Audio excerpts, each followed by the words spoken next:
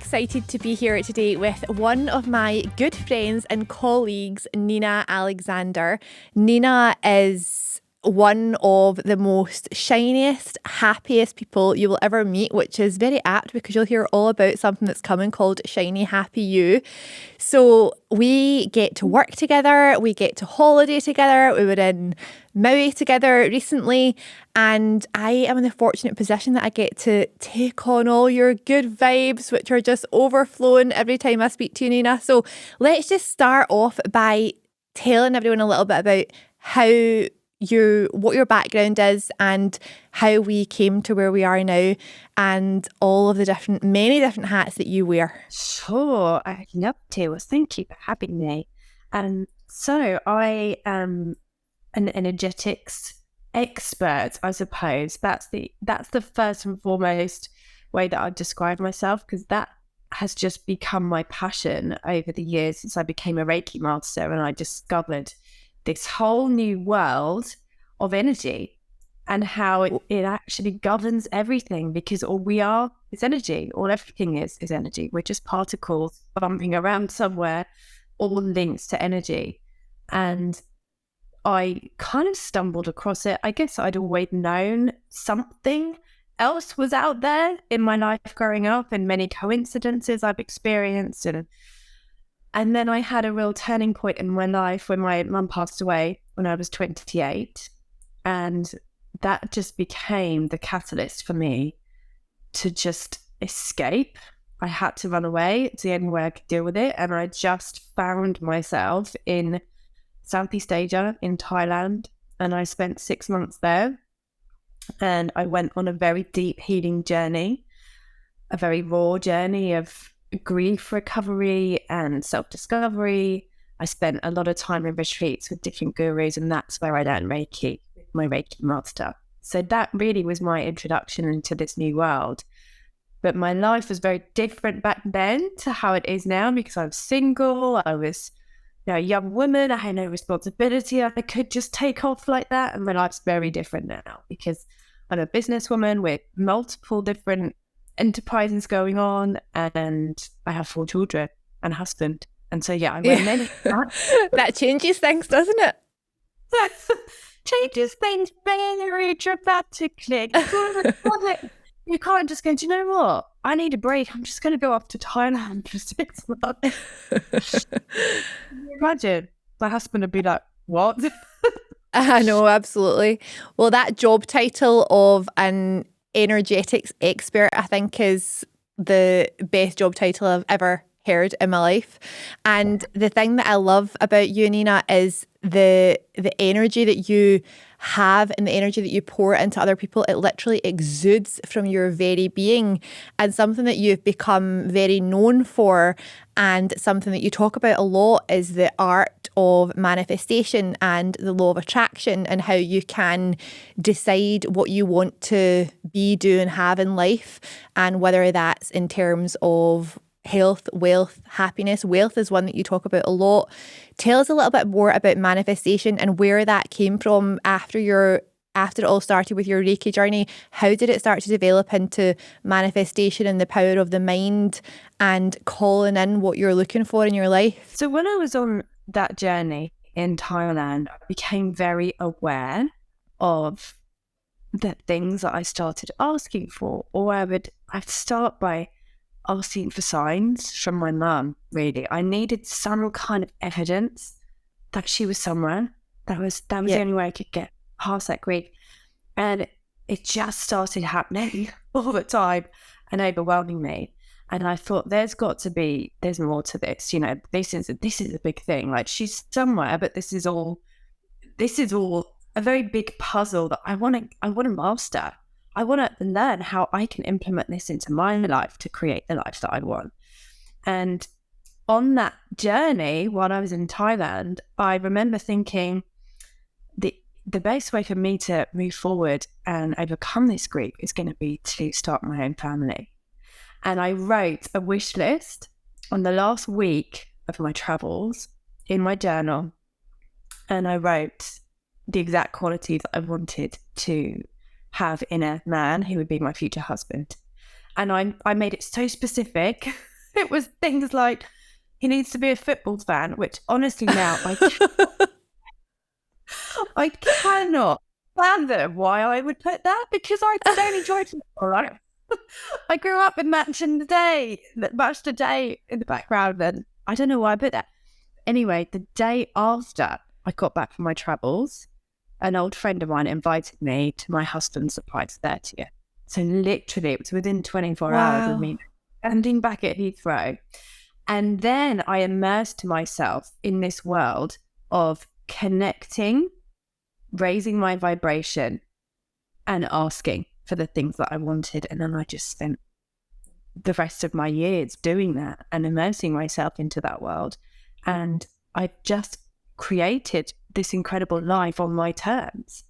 And now, like, what's more important to me more than ever is because so many people are stuck, so many people are suffering, so many people are not living their best life and not where they want to be. I feel this overwhelming responsibility to help people simply raise their vibration, because that is when you start attracting, like a magnet, the things that you want. When we're up here, it's like the universe goes, yeah, I hear you. It's like a radio frequency. You just hit the right dial. You've hit the right frequency. And we all know when we're in that spot. We can feel it. Every cell in our body feels that. So that experience has taught me the skills to unlock that within people. So for someone who is not familiar with this world, or not familiar with what the law of attraction is or the process of manifestation, can you tell us a little bit more about that process? So the first one that you said was connect.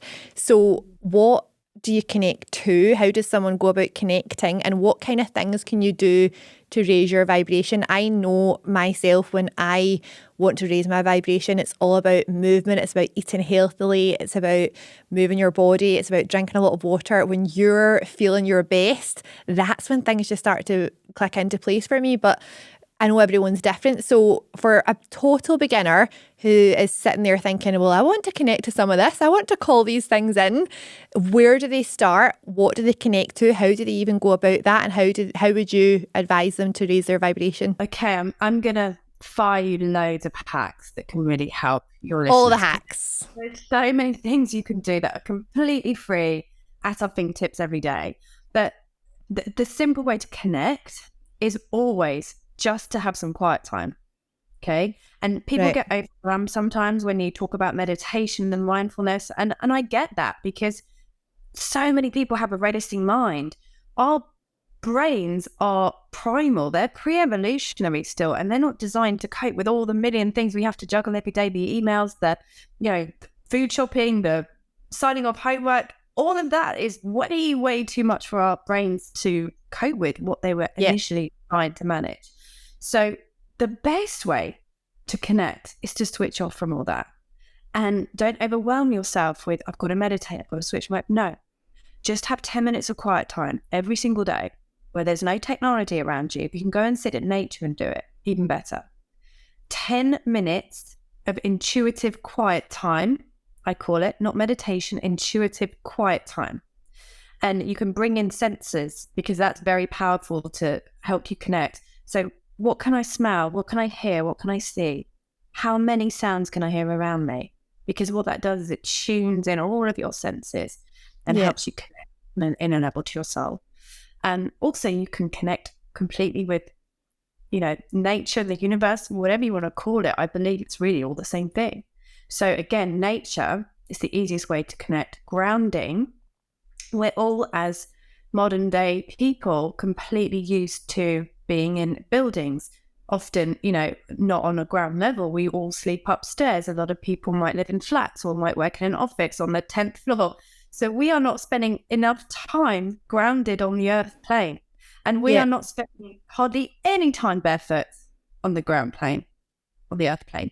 So by simply just going and having a walk outside for 5 minutes barefoot, what that will do for your entire energy field, it's like your soul, your energy just goes, yeah, this is home. So that's a brilliant hack everyone do every day.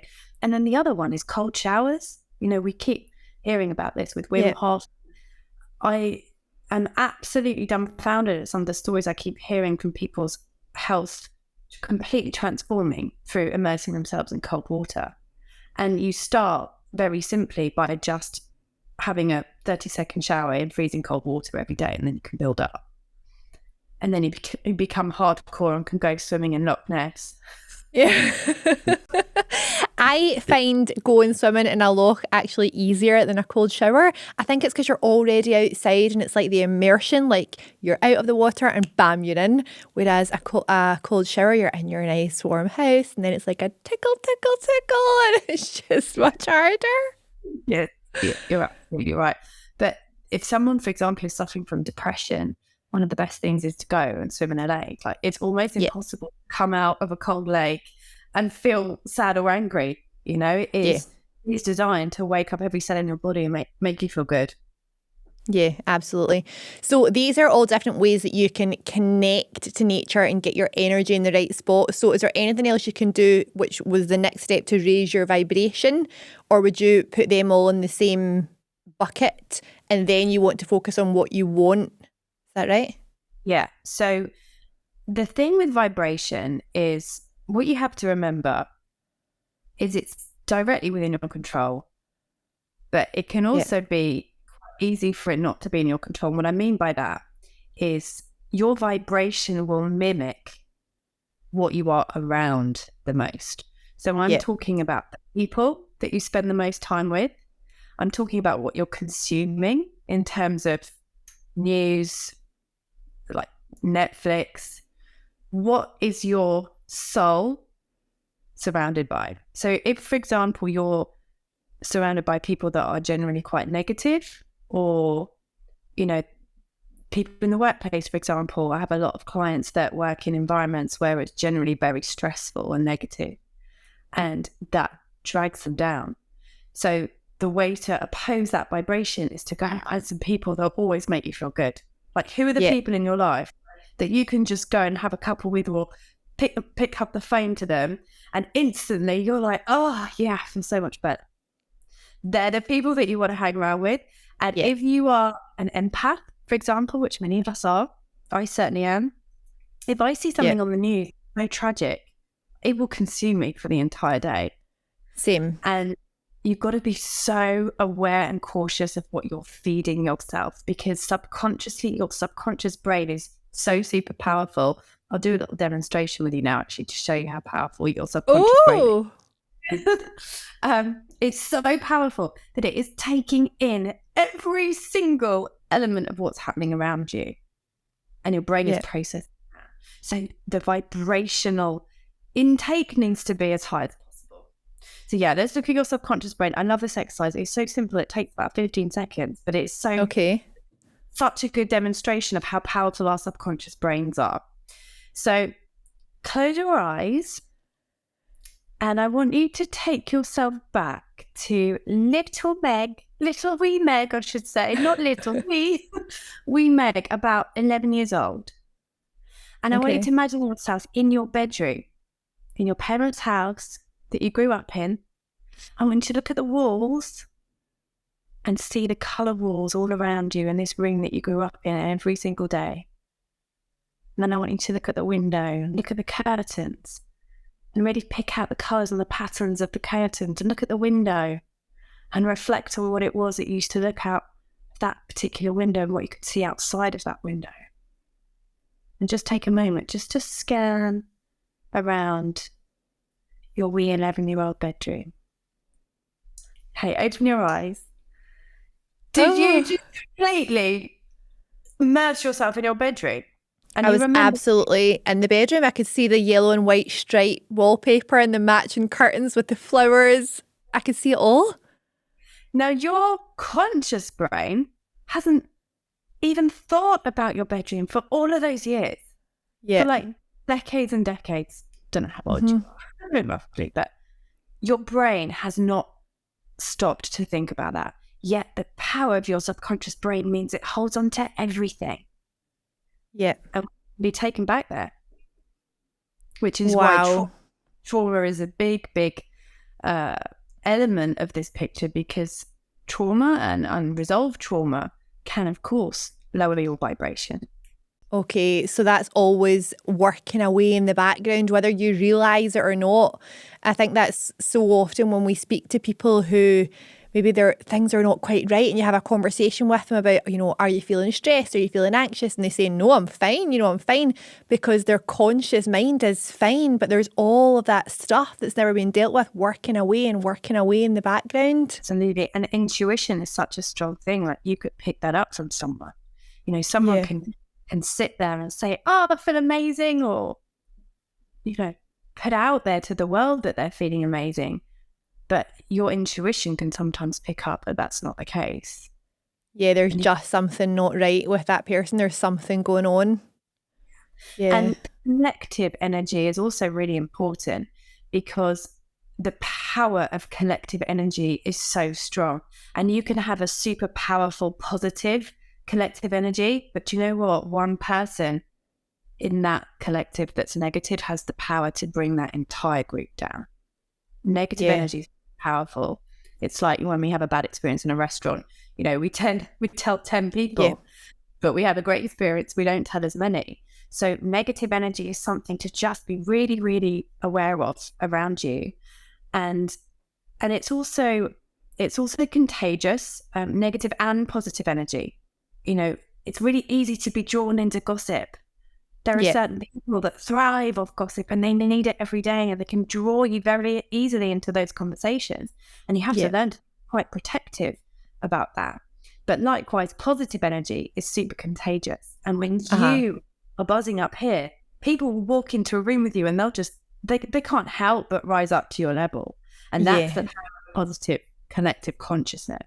I just love being part of these conversations, and we are both part of a business that is full of beautiful souls and so much positive energy, and we're very fortunate that we get to be surrounded by that. But I think so often in people's lives, and we also have very supportive husbands and families, but so often in people's lives, their families, maybe it's often the one with the same last name as you that actually is the one pulling you back down or making negative comments or whatever that may be. And I think it's important to mention that although these people, you have to spend time with and you're around them, but you can also replace a lot of the time that you spend with listening to things like podcasts and, filling your mind with meditations and mindfulness and reading positive books instead of the newspaper and things like that. You can take control of it for a big part of that, can't you? It's a really good point as well, actually, that sometimes we are going to have people in our lives that are perhaps slightly negative, and there's always a lesson there. These people, when we think about relationships, for example, and why do nearly 50% of marriages now end in divorce? And I truly believe it's because those two souls were so meant to be here together for a purpose, and each one had so much to learn from each other. And then once they learned their lessons, that was it. Time to move on. And there will be people in your life that you can't say no to for whatever reason. It might be your bloodline, for example, but it's also a reflection on them and unfortunately what's going on with them. Yeah, And it's always important to understand that, isn't it? I always think of the phrase, everyone's doing the best that they can with what they have right now. And that's in terms of knowledge, in terms of physical, in terms of everything that they know, in terms of their spirituality. They're just doing their best with what they have. And if you use that and you keep that in mind, it always helps to deal with those interactions. Absolutely. Yeah, a really good visualization is always just imagine this beaming ball of light all around you, and nothing can penetrate that ball of light because it just bounces off it. That's a really simple visualization. If you are in an environment where you're constantly surrounded by negative energy and it's affecting you or dragging you down, but switch off the news, and that's quite a controversial thing to say, I know, because it's important to know what's going on in the world. But if you are someone who gets deeply affected by it, then you have to protect your own energy. Yeah, I switch it off. I had to switch it off. I could literally feel it. I would switch it off starting like 2020. I would switch it on and it was like I could physically feel every positive element of my body draining out of me with every moment that the news was on, and I just purposely don't watch it. When things happen, you find out, find out the big things. And if you want to research anything, if you want to find out more about a particular topic, then you can go on and do that. You just don't have to have it playing as a loop constantly in your life. Absolutely. And the nature of it, it's so sensationalist, it's so dramatic, it's designed to be like that, to hook you in.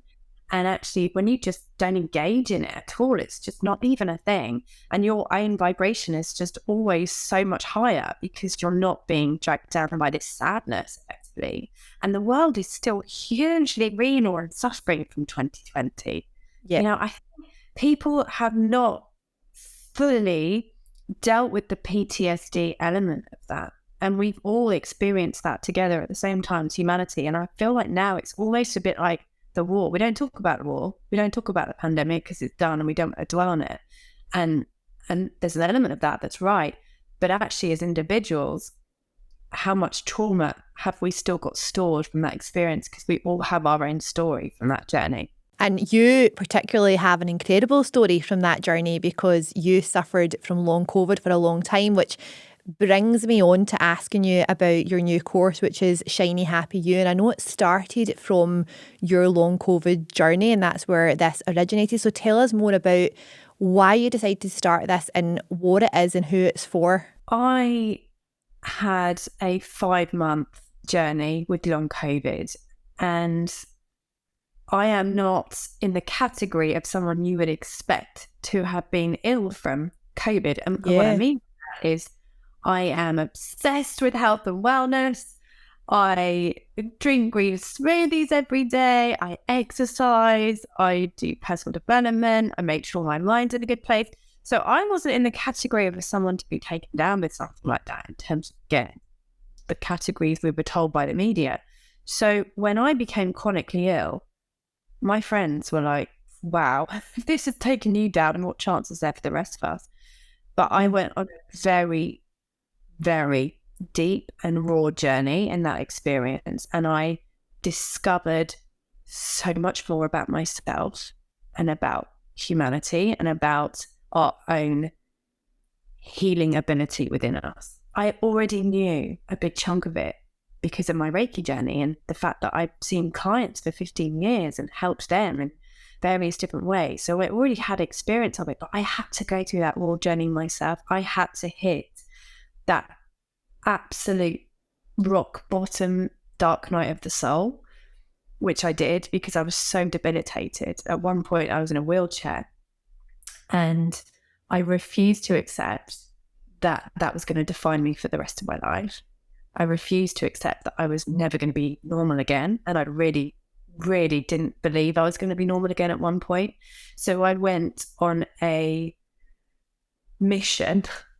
I tried everything out there, and I mean everything. I even had a hyperbaric oxygen chamber in my house at one point that I hired because I heard that was going to help me. Wow. I used to go for these breast massages with this and that. He was having a great time. Honestly, I was willing to try anything. I was told that this particular type of massage was supposed to help lymphatic drainage. And every week, I just remember Sven waving at me. What me up? Like knowing I was just going to go and be manhandled by this man. See, I tried everything. I tried every supplement. I tried every treatment, every modality, every healing therapist I knew. I did it all. And what I eventually learned, which I probably instinctively knew all along, was all of the answers were inside me. It was like this jigsaw puzzle that I had to then figure out myself and piece myself back together. And ultimately, my central nervous system was completely deregulated. And actually, everything comes back to that in terms of our health, our mental and our physical health is all governed by our central nervous system because our brain controls everything. Wow. Okay, where do we even start with that? So you realised that it was about your central nervous system. So where did you go from there? How did you come back from that? Where do you start once you realise that's the issue? So it was A variety of areas, really. So the first place that I immersed myself in was back into the world of manifestation and law of attraction. I devoted myself to daily positive health visualizations and affirmations, and I made it a priority. If you are chronically ill, and there are many different ailments people have, and I'm talking not just physical health, mental health as well. Anxiety, social anxiety is still a huge problem post the pandemic. Yep. And actually, if you want to truly heal, it is challenging, and you have to prioritize it, and you have to commit to doing the work as well. So every day I was committed to filling every cell in my body with joy and happiness. And that was a big, big part of the healing jigsaw. The other huge part of it was trauma release. I still had so much unresolved trauma from my life, and I did an awful lot of work on that. And journaling was a big part of that. I had to relearn a lot of stuff, which a lot of people, we don't want to do it, right? We want to keep it in the box. It's much easier in the box. But if we leave it in the box, that's when it can eventually manifest into other things. And I think a big part of the reason my central nervous system had got to that point where COVID was just the final trigger, it was just the final thing that brought the house of cards down. I think it was because I did still have unresolved trauma. And so that was a big, big part of it. And I had to completely rewire certain pathways in my brain.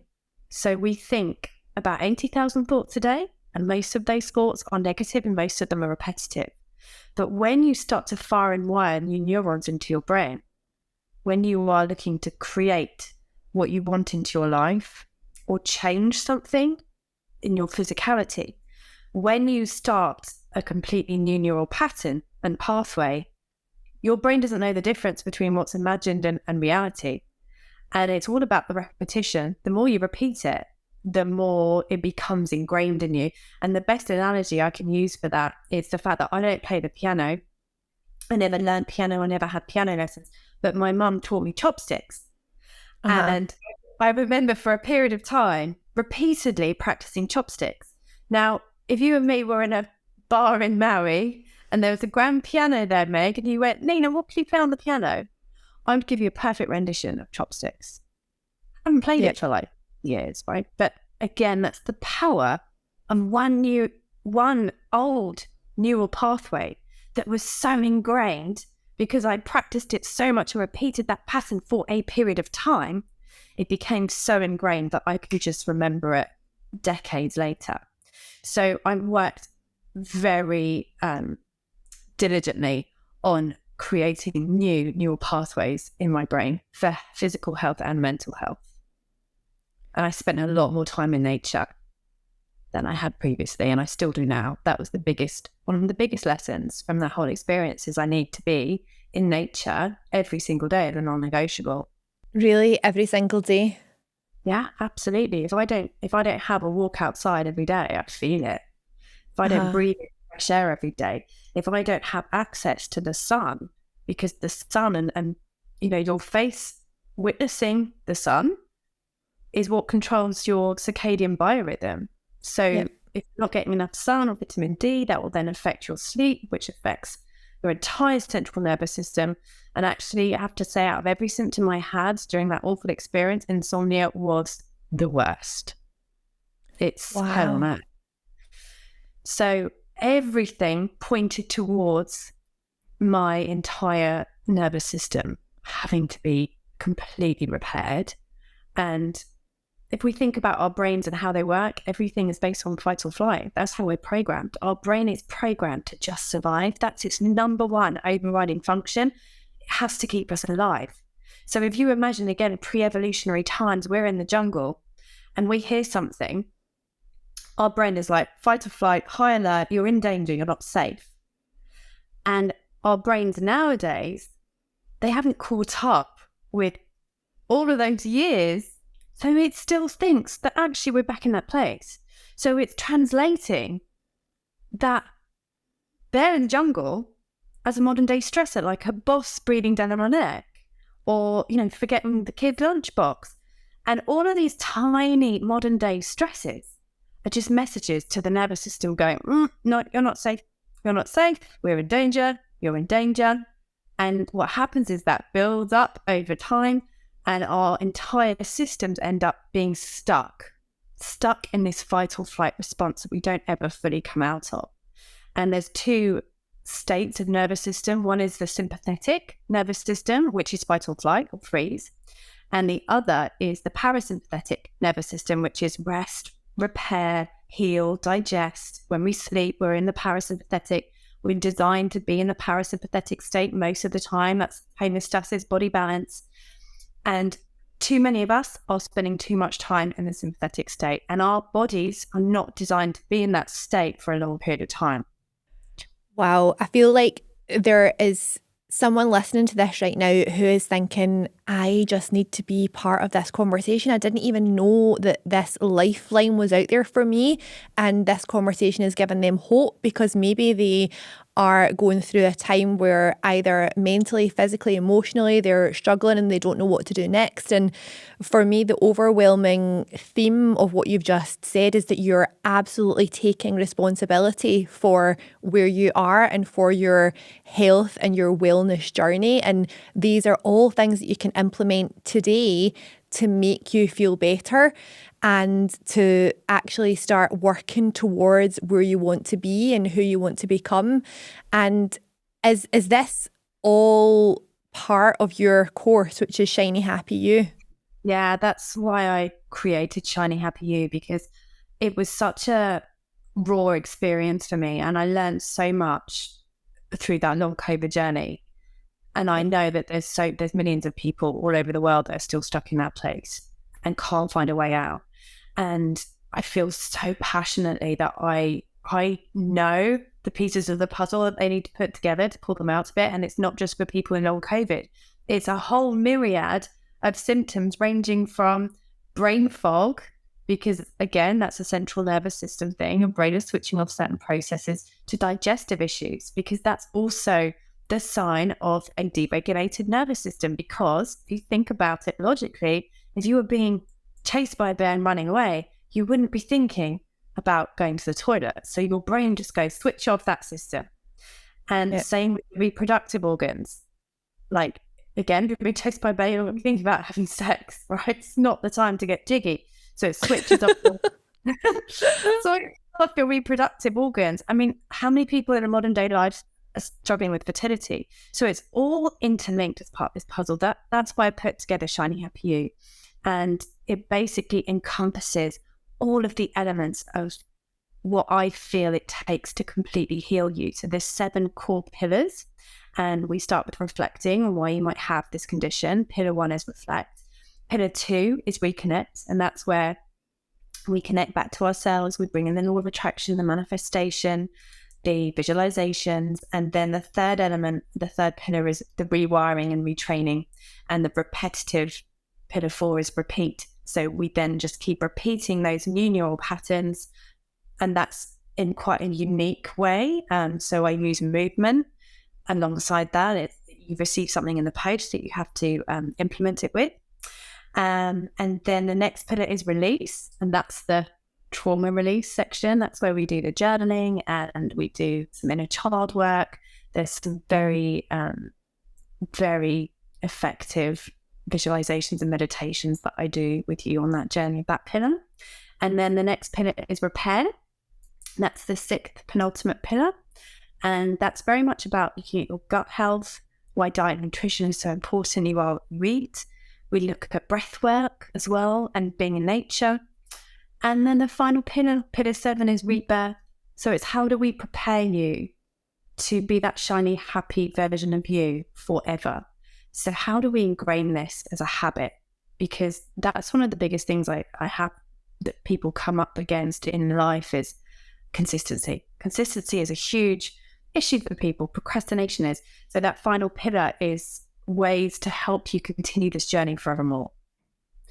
And yeah, I'm so excited about it because it's been 18 months in the making, and I've been trialing it on people in that time and tweaking it, and the results already for people have been incredible. So yeah, it's all out there. We're doing a group coaching program at the moment, which is incredible. And we're all getting so much out of it, just being on this journey together.